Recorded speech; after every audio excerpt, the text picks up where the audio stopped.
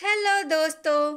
ये कहानी एक चालाक लोमड़ी और सारस की है। एक घने जंगल में एक चालाक लोमड़ी रहती थी।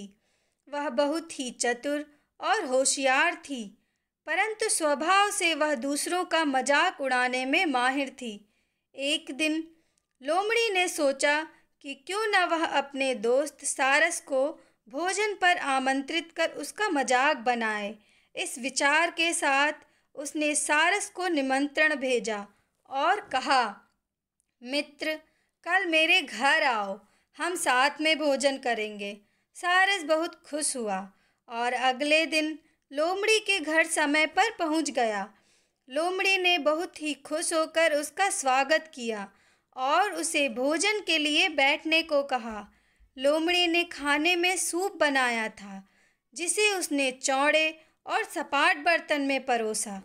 लोमड़ी ने चतुराई से उस बर्तन का चयन किया, क्योंकि वह जानती थी कि सारस अपनी लंबी और पतली चोंच के कारण उस बर्तन से सूप नहीं पी पाएगा।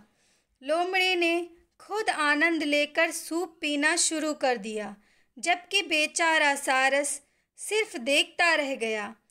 उसकी पतली चोंच चौड़े बर्तन से सूप नहीं निकाल पा रही थी, इसलिए वह भूखा ही रह गया। लोमड़ी ने मजाक उड़ाते हुए पूछा, क्या हुआ मित्र, क्या तुम्हें सूप पसंद नहीं आया? सारस यह समझ गया कि लोमड़ी ने जानबूझकर ऐसा किया है, लेकिन उसने चुपचाप धैर्य बनाए रखा और कुछ नहीं कहा। इसके बाद सारस ने लोमड़ी को अगले दिन अपने घर भोजन पर आने का निमंत्रण दिया। लोमड़ी तुरंत तैयार हो गई, क्योंकि उसे लगा कि उसे भी बढ़िया भोजन मिलेगा। अगले दिन लोमड़ी सारस के घर पहुंची।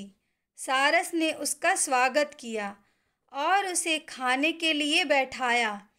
सारस ने खाने में सूप बनाया था, लेकिन इस बार उसने सूप को एक लंबे और संकरे मुंह वाले घड़े में परोसा, जिसमें लोमड़ी अपनी चौड़ी जीभ डालकर सूप नहीं पी सकी।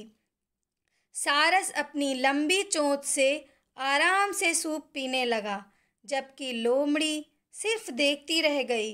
अब लोमड़ी को अपनी गलती का एहसास हुआ और उसने शर्मिंदा होकर सारस से माफ़ी मांगी। इस कहानी से शिक्षा: जैसा व्यवहार आप दूसरों के साथ करते हैं, वैसा ही व्यवहार आपको वापस मिलता है। जैसे दूसरों के साथ वही करना चाहिए जैसा हम अपने लिए चाहते हैं। दोस्तों, अगर आपको ये कहानी पसंद आई तो ऐसे ही और कहानियाँ सुनने के लिए मेरे चैनल को लाइक करिए, सब्सक्राइब करिए। Thank you for watching.